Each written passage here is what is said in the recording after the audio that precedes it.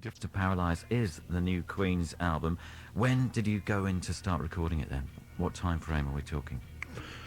I think it was so bad with that. It was last year. it was sometime in the summer. I remember that. It was like, was it summer or August? It was mid-summer. It's a late area of the center of the year. I know it took a little more than a month to record the record. It was about 5 weeks, and which is pretty much on par for Queens. I think that we know that if it's about that time length, that was a good experience, because I think the better time we're having, the quicker it goes. Yeah. Which kind of is a really bad relationship, because it should be, we should take our time if we're really enjoying it. But you know, that's the way the cookie crumbles. Yeah, and so this is summer-ish 2004. Yeah. Yeah, 2004. Yeah. And I guess the question that everybody seems to be asking is... No, I'm not wearing any underwear. And I've been debriefed already. Is what effect did Nick Oliveri not being part of the band have on this new record, if any? You know, I think that we were well aware of possible theories that other people would have to say.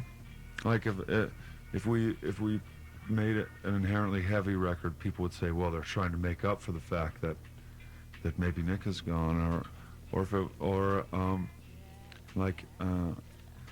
you know, or it's too light because Nick was he was the entire raw edge. But that just makes me I think that's an interesting perspective, because we just didn't think about that. You know, I mean, I love Nick. He's the realest motherfucker in town. You know, but we didn't think about that. We just made a record as a group of people, and he will do the same. He'll make a record under the same guise. You know, because you just make music. You just try to make the music you love. Yeah, That's that simple. With whoever you're hanging around with at the time, I guess. Yeah, I mean, you just, you know, we love people. It's like you just make it with the people that are there and enjoy the moments for what they are. And try to enjoy yourself. I mean, this is a cool thing that we get to do, and so I don't want to mope around the studio like, oh, you know, ouch.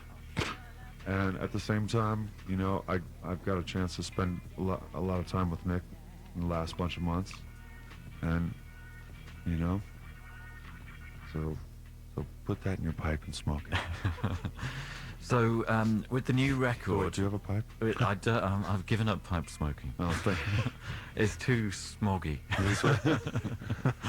Here, I'll give you one of the patches I'm wearing. With the new album, like, this is the 4th Queens of the Stone Age album. What did you want to do with this record? What level did you want to take this up to? If level 5. Level 5. DEFCON 2. I know. I think you know, a Queen's record is always something that is unique, you know, sounding, and the music is supposed to be an amalgamation of what everybody's into, and also, you know, there's elements of to me, you know, even as an outsider, I wasn't on the first record, and I'm a big fan of it. There's elements of that record, and then there's totally new depths, you know, lyrically and sonically, and songwriting wise, you know, there's we're trying to, you know, broaden the scope of like what we're able to do. Yeah, if we can just get to where the audience and us as a band are into hearing whatever sounds good, and stop caring about genre and all that stuff. I mean, I think that it's a very claustrophobic band, and if we feel, you know, any sort of restraints go around us, you have a tendency to want to wiggle out of them, you know. So don't you make me wiggle. So, and the other question I wanted to ask is where did you record the album, and what effect did that have on the record? Well, I think that I think that people believe that we recorded it in Joshua Tree, but really what we did was we went out there to sort of begin this process, and it's very comfortable out there in that there's no one there, you know. You sort of you're left to your own device, which I think is great because there's not a lot of gear and not a lot of things to do, and so you're forced to use that damn thing shoved in your skull to sort of create something. And we stayed there for a couple weeks, and then we went to Van Nuys and recorded it, which is just outside of Los Angeles. Right. In a really lame area of town next to a Budweiser factory where, you know, and a porn manufacturing company. Well, yeah, it smells like throw up. Yeah. Do you get to do a Budweiser tour? To go to the factory and sample free Budweiser? This isn't one of those, like, factories, and Budweiser is such a crap beer that the tour's like, there it is. All right, get out. And they hand you a Yeah, it four-pack. almost looks like an oil refinery. You know, it's that like. It really does. It looks like you would not know it's a Budweiser plant. But they are advertising. And you know what's on the side. really weird about it? I see dead people all the time, and I don't understand why. Very uncomfortable. Well, maybe we'll talk about that later. Right. You're listening to Exposure. It's 104.9 XFM. Lullabies to Paralyze is the new Queens of the Stone Age album. We're going to take a little break, and then we'll be back with the first couple of tracks for you to check out. And Josh and Troy are going to stick around and talk us through it track by track. You cannot miss this. Do not go away. Don't mess it up. Don't mess it up.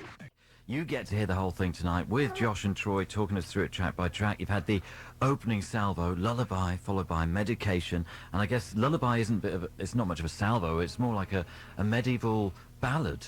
Yeah, Getting it's things sort underway. of got a Renaissance fair thing happening. We all wore purple floppy velvet hats. To get in the mood? I mean, we just wear them all the time. It was originally written on a lute. Yeah. No, Do you have just, those pointy shoes as well? Like these. Oh, you do actually. Yeah, you have pointy shoes. Troy is very pointy. Yeah, and the topic is very pointed because it just I think that it's nice ginger on the palate before you know, sort of Eat your sashimi. take in the flavor of the album, you know. And I think that the cool part about doing records is trying to, you know, we make these for the people that are already into the band, basically. And it's sort of like, I bet you didn't expect that. You know? Yeah. Try to do something cool and make it almost like an adventure Yeah. game. Yeah. The adventure begins with Mark Lanigan on vocals. How do you choose who does vocals for which particular track? I mean, obviously, Josh, you sing the majority, but you have other vocalists working with you. Basically, the best way to choose is that I just fire everybody and sing it. No. and then replace it with a Mark Lanigan plug-in. Yeah. And no, I just think we just try different things. Mark's got such a great voice for a song like that. He's got such a smoky voice, and mostly because he's constantly smoking. And If you want to know how to achieve that effect, Yeah, if you're exactly. an aspiring singer. the Mark Lanigan at Home kit is just 400 packs of smokes and 500 lighters.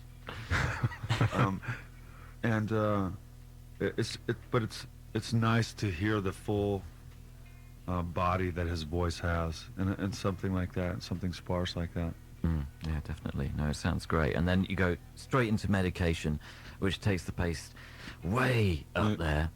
What can you tell us about Medication? How do you approach these rocking numbers? How do they begin? Do you just like hear a riff in your head and then it works from there, or? I think it's definitely, you know, well, you know, really, we don't, the habit is to not have one, because oftentimes, you know, you're chasing the music you hear in your head, which can be confusing. But, and then other times, you know, it's really it's outside of your brain in this collective soup, you know. And a Medication is sort of like it almost starts like Feel Good Hit of the Summer, in a way, and it's sort of the declaration of, and it's an aggressive song. It's kind of angular, and it's almost as more saying the medication's wearing off, not coming on. Right. So it's almost, in a way, it almost feels like an answer to Feel Good Hit, in Right. a casual way. Yeah.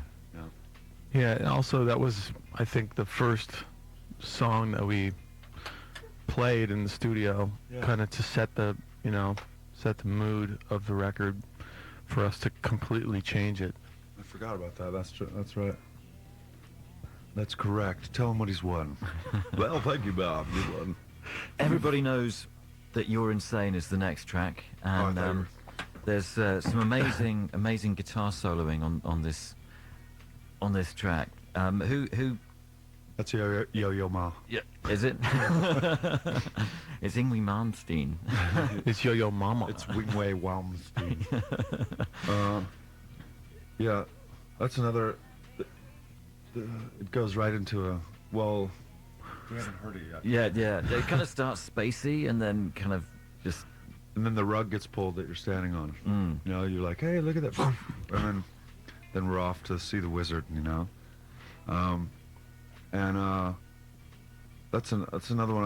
I like that it takes these hard shifts. It almost moves in blocks of chunks of, and I think it's got a schizophrenic push to it, like, and that's the sort of lyrical flow of the song too. Is it's almost like you're walking past a mirror and going, "Oh my God," what?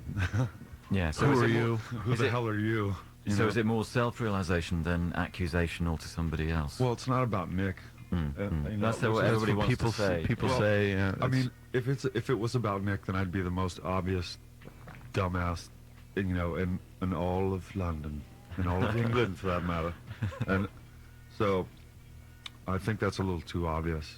and I think generally, when you write music, words, you gotta not point it at someone directly. That's just boring. You have to make it you have to make other people understand you. I mean, that's what you're trying to do. You're trying to communicate through music, and Well, yeah, it can't be too pointed. Like, hey, Carl, you bastard. It's because then basically everyone who's not Carl's like, what the hell am I doing here? Yeah, they're left out. Yeah, the it's like, non-Carls of the world. Can't you guys get a room? Yeah. Well, I mean, for me, that it has to be real, or it isn't, and it has to be sincere, and but I don't like people knowing about me, John. No. So I don't like to answer a question. I'd rather have it be catalyst for visuals and not answer the question, but more ask it and leave it open for interpretation. Although to me they mean something very specific. Mm. And I gotta go. Bye. Well, I think we should hear it. This is Queens of the Stone Age with Everybody Knows That You're Insane. Queens of the Stone Age, Everybody Knows That You're Insane, from the new album Lullabies to Paralyze. We have Josh and Troy with us this evening. It is another Exposure album playback. Tangled Up in Plaid is the next track, with a kind of strident piano, or a strident kind of, there's a bit of piano that has a kind of strident sound to it. What can you tell us about this? this is what we call I love that piano that Troy played on this, because it's so God, what's the word? It's so particular, and it's so forceful. Yeah, If it was a person, it'd be like, hey, like constantly tapping on on the your shoulder. it's more or less, the piano is used as a percussive device, in my opinion. But that's what we, that track is like the Cadillac, sonically and content wise of the record. Right there, it just kind of starts to spread. Has a fat ass and it shakes. I think, also I think that this song, Medication and Everybody Knows That You're Insane are almost to me they're almost smooth in their parts. They're like chunks of parts, and this is the first time that it's more detail work, little things like scars and hairs and cuts and bruises are things are brought into glaring relief, and so I agree. This is like where things start to fan out almost. Yeah. And the title, Tangled Up in Plaid, what's that all about? Well, Can you shed some light? I can shed light. I think that it's almost like getting caught in the web of plaid, and that plaid, like it's just a metaphor for almost like being in a spider web. The colors of life turn into like all colors, and it's also sort of like bopping a song title off Bob Dylan's head. Yeah. And this song is very much like about the confusion of knowing that that realizing it's a no-win situation, but we're in it anyways, and that basically you take life, it's thrown at you, and you just try to get in and out of the way. You catch it with your face, is what you're saying. Yeah, catch it dead in the face, and so you sort of get wrapped up in it and stuck in it. But it's really positive. It's about breakfast cereal. And this is it, Tangled Up in Plaid, Queens of the Stone Age. It's Exposure, it's 104.9 XFM, and that is Queens of the Stone Age, track 4 from the brand new album Lullabies to Paralyze. That was Tangled Up in Plaid. Burn the Witch is the next track, and this features the first special guest appearance, you could say, of Billy Gibbons of ZZ Top, which is quite a great choice to get involved with the band. I mean, a living legend. Yeah, I have an erection now. Stay away from me, Josh. No, until later. Said my friend. How did you hook up with Billy? How easy was it? That was a total shot into the dark. I mean, it's one of those things where you don't expect to get even a call back. And so it was nice to just get a call back, let alone have a yes. And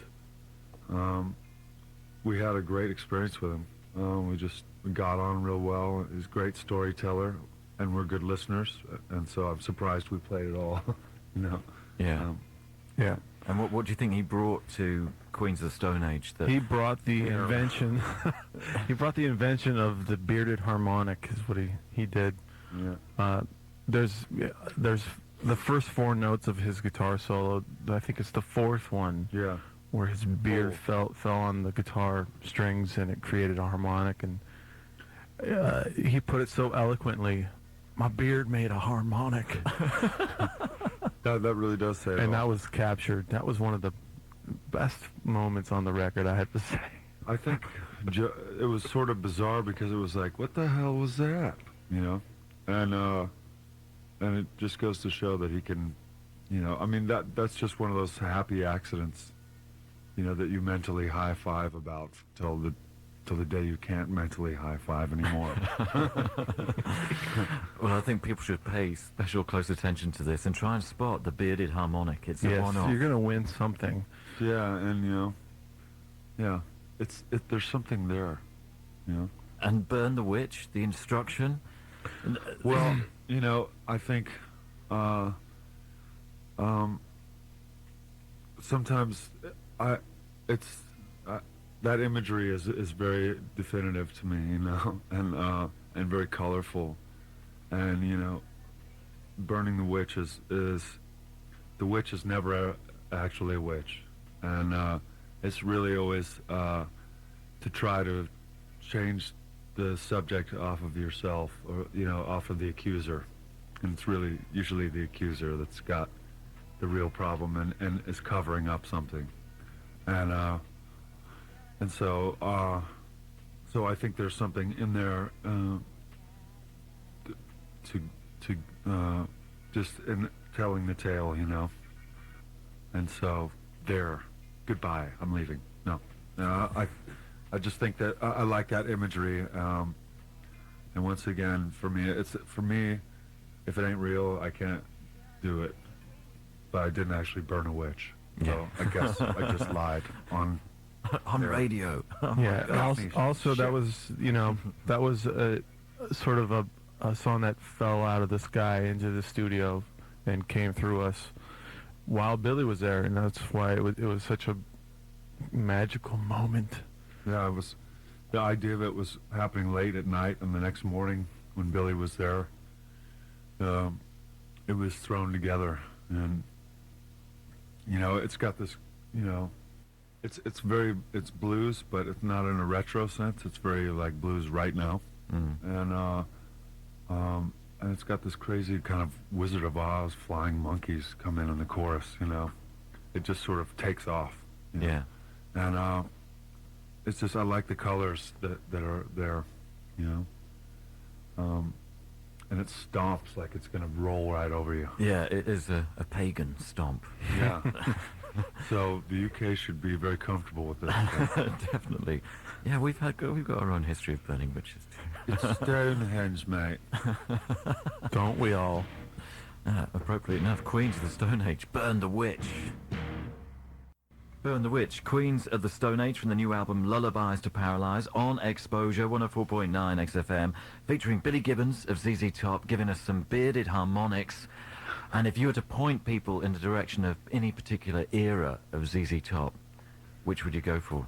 Well, I would start at the beginning. I mean, and that's where I'm particularly rooted is, you know, like Tres Hombres, Fandango, Tejas, and I would make sure to get the either the vinyl or make sure you're getting a pressing that isn't remastered because the drum sound changed.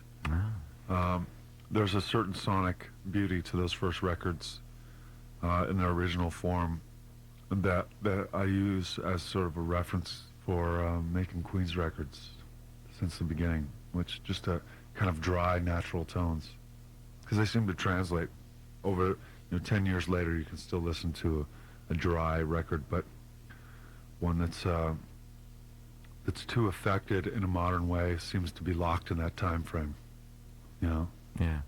So, and that's interesting because that kind of gives Billy's involvement even more significance, really. If he's a kind of touchstone, or his work has been a touchstone for so long.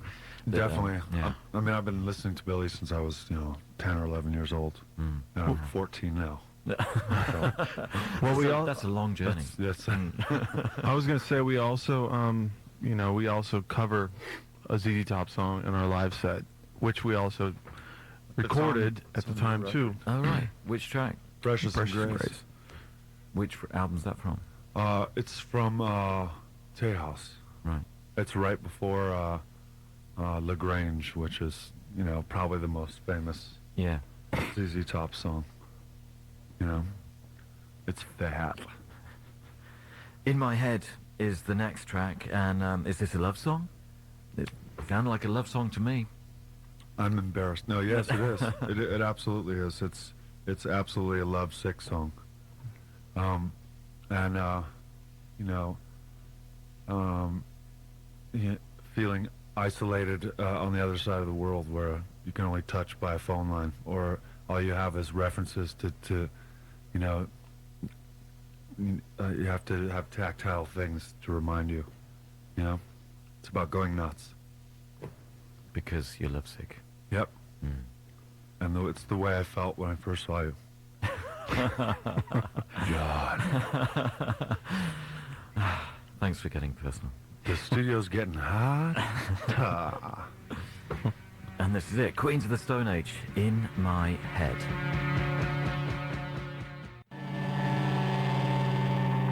That's Queens of the Stone Age, In My Head, from the new album Lullabies to Paralyze. You're listening to Exposure. It is 104.9 XFM, and it's another Exposure album playback. We're working our way through with a little help from Josh and Troy of the band. We're almost halfway. Little Sister is the next track, and this was the first single, our first taste of the new album. What can you tell us about this? More great guitar work. Well, But then there's great the- guitar work on every track, obviously. But there's, you know, This I think this track is very subtle in a lot of ways too, because there's a lot of like little events happening. There's a lot of little movements. You know, things come into light and dip back, like a little drum expression here, and then a bass flurry here, and a guitar movement here, and it's about subtle changes in a very simple song, you know, and really keeping it very basic, and there's not much to it, and so when you keep the repetition going, little changes mean a lot. I think that probably gets lost in the context of hearing it as a single on the radio, you know. yeah. But you know, it was made to be a track on this album and part of the album, and so it was kind of made with that responsibility for the album, you know. Yeah, yeah, and I read somewhere that it actually kind of dated to the time of Rated R, kind of when it first came into being. Yeah, I mean, you know, I don't ever pressurize songwriting, and we've never, like, if there's an idea that Troy has or I have, or like, we never make sure it has to go on, like, they need to finish themselves when you're ready, you know, when they're ready. And so you just have this sort of responsibility to wait on them and let them finish themselves. And we actually recorded a version of tried a version of it on Songs for the Deaf, and it sounded like Molly Ringwald dancing. It was like a lot faster at a different course. It just was kind of lame, you know. And Sweet 16, that era. yeah, it's like, hey, it was like Breakfast Club sort of shit, and now it's not like that, and that's a good thing. Yeah, it certainly is. This is it. Queens of the Stone Age, Little Sister. You're listening to London's 104.9 XFM. It is Exposure. I'm John Kennedy, here with you until 1. And tonight, I've been joined by Josh and Troy of Queens of the Stone Age for another Exposure album playback. It's the turn of Lullabies to Paralyze, the fourth Queens of the Stone Age album. And we're working our way through. We're kind of just beyond the halfway point. You just heard I Never Came, which is possibly the second lullaby on the album. If Lullaby at the start of the record was the medieval ballad that began our journey tonight, I Never Came is kind of the closest to a second lullaby on the record, I suppose. Yeah. Yeah, I think it starts to express some depth as to the album, you know, being a piece. You know, I've never really heard a Queen song that's like that. You know, it's you know, there's a lot of emotional stuff going on there. So I think it starts to express that there's a little darkness going on. You know. Yeah, there was a lot of in the moment playing on that song in particular too. It's the first drum take, you know. It's Joey and I are Yeah. playing At the drums same together, time. and that's you know, just everything was just kind of it's that first take. Yeah. And we did a second take. That, I don't think we Wasn't it? used. Yeah. So it's just like, you know, it feels good when you just do it, and it's, you know, and you go, wow, that felt right, you know. Yeah, and I mean that song too dated back to a few years ago, didn't it? I mean, you've kind of been working on that. It was a song that I just had this verse, and I knew it felt really comfortable, you know, and I knew it was wanted to go somewhere, and it just never showed up until, you know, a lot of ups and downs in the last couple of years, and it really sort of came into itself, or I never came into itself, all over itself. And, Well, it's also, you know, it seems to be a simple song as well, and that's where the character of the performance, you know, it was really, you had to be in the right spot, you know, to feel it. Yeah. And I hope we achieve that. I feel really proud of this song. It's because it's kind of going out on a limb too. So and I think that's where you should be. If you're writing music, you should risk something, you know. So I like that. I like this song. So, Someone's in the Wolf is the next track, which has a pretty amazing riff to it, and then there's this spooky bit near the kind of middle towards the end. Yeah. So what can you tell us about Someone's in the Wolf? The title's great. It's sort of the second fairy tale, almost the second Brothers Grimm story after Burn the Witch. And I think once again it's got great color and imagery, and it's very rich, you know, and everything's been like, you know, burned reds and earth colors, and you know, I love doing stuff for headphones and where you shut your eyes and you see everything, you know, the sonic landscape gets painted, you know. And this is what I like about the Brothers Grimm fairy tales is that they really are warnings, and they're not like and they lived happily ever after. You know, the end of Rumpelstiltskin is that he's so angry, he drives his right leg into the earth, and then still has so much anger that he grabs his left leg and rips himself in half. You know, and then it goes the end, and you sort of sit there going, "Oh my God!" and so I like the imagery that this has. That's like, listen to your parents. Do not go in the woods, and as the sun goes down.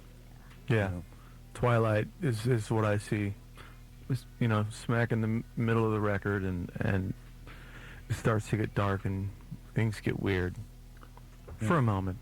Well, I think too in the record, this is where you get caught in the woods with the sun going down in the record, you know, and you know by now, if this is a record for you, by now you can't get out. You know, I mean that's the song positioning, because you know, an album and the way the songs go, the sequence should be like one big song as well. And if you're into this band and into albums, now it's too late. You know, and it's got sort of a Zeppelin stomp to it. Yeah, Yeah, it has yeah. the Zeppelin thing, definitely. And this is it. Someone's in the Wolf, Queens of the Stone Age. Someone's in the Wolf, Queens of the Stone Age, from the album Lullabies to Paralyze, getting the Exposure album playback treatment tonight. The Blood is Love is the next track. What can you tell us about this one? This was another, not only a first take in the recording of it, but it was actually the first time that we played it in its entirety. And we had, you know, this you know, the riff and stuff had been around for a while. You know, I remember being on the bus when you played it for me and going, "That sucks, Josh." You're a horrible idiot. I was like, "Throw that away now." But we discussed it, you know, and said, "This is what should happen. You know, we should play this as a band, really, As a piece. really." But And- Pro Tools, though. Yeah. But we were all in the same room with eye contact and listening to each other and just kind of feeling, because it's a repetitive, you know, riff as well, and it's all about the kind push, of, pull. yeah, everybody's pushing and pulling each other the entire time, you know. Yeah. It only can, the only way that it has life in the repetition is to move when someone else moves and mimic their movements, you know. And so it was something that we discussed, like how do we make this repetition like a play, even though it's the same riff. How do you feel it rise and fall, you know? And especially because of the subject matter, it's about, you know, someone passing, you know, that it needs to sort of, you know, start in the sky, come to the ground, and then really go to the sky, you know. And so that felt really good to just talk about what it was and never really fully play it, you know, play it in pieces, and then boom, do it once. I mean, when we went to rehearsal, we were playing it for the second time, and we're like, okay, you know, you have to sort of re-immerse yourself in it to even complete it, you know. And is that something you're going to be ready to do when you play it live? Hell yeah. Definitely. Yeah. It'll be our third time. Excellent. Feels like the first time. The Blood is Love, Queens of the Stone Age. Queens of the Stone Age, The Blood is Love, from the new album Lullabies to Paralyze. Skin on Skin is the next track. Sexing it up, maybe. That song's about sandwich making. Ah, right, of course. Well, it's the skin of the chicken. Subway. It could you be know. bread on bread. Yeah. Mayo on ham. Prawn and mayo. No, yeah, I mean, this song is, you know, it's also got this repetition, this kind of examination of repetition, and sort of grinding on the, you know, repetition, which is a lot like the subject matter, which is not being able to control your lust, you know, and which I seem to be stuck in. And as I bury the mic in my hindquarter. Well, maybe we should just listen to the track. I think, Yeah. let's do it. Queens of the Stone Age, Skin on Skin. You would not believe the things that have been going on in the studio when we've been playing that. It's kind of Can I have a cigarette? very, very steamy. And Broken Box is the next track. So after that excitement, is this like, you know, rejection and breakup? This is I Never Wanted You Anyhow. Yeah, this is usually the outcome of extreme lust. It's like, what the hell was I thinking? Well, well, thankfully they're not. They're a couplet in that they're the two ends of the spectrum, but they're not related. They're sort of like have to sit next to each other on the bus, sort of a deal, you know. And not look at each other, but really are curious. This song isn't post-coitus. It's stylus interruptus. No. And it even tells the girl to take her broken cat home.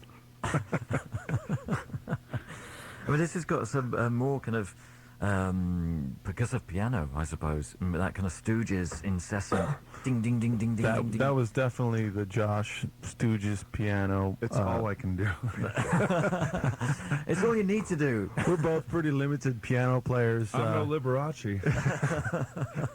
Although I'm dressed like his his boy toy. Yeah, it needed to have this. I sort of as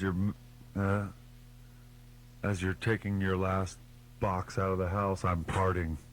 I'm like, you know, dancing on your mock grave, so to speak. You know, take this job and shove it in a parting way. Broken Box, Queens of the Stone Age.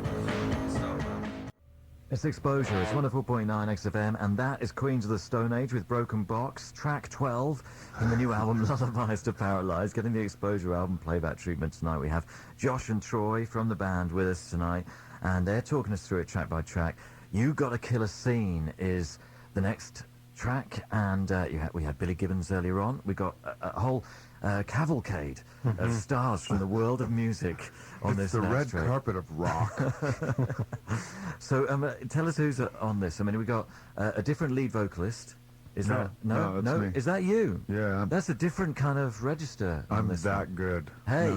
No, it's just I can do all sorts of stuff. I cook, I clean. I'm a choreographer, dancer. He does director. windows really good.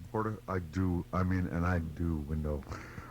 This song was actually another birth in the studio at about 5 in the morning, 5:40, when we were all thinking of going home. This just sort of said, "No, you're not leaving." I needed that sort of, oh my God, I'm gonna fall asleep vibe, even though it's not.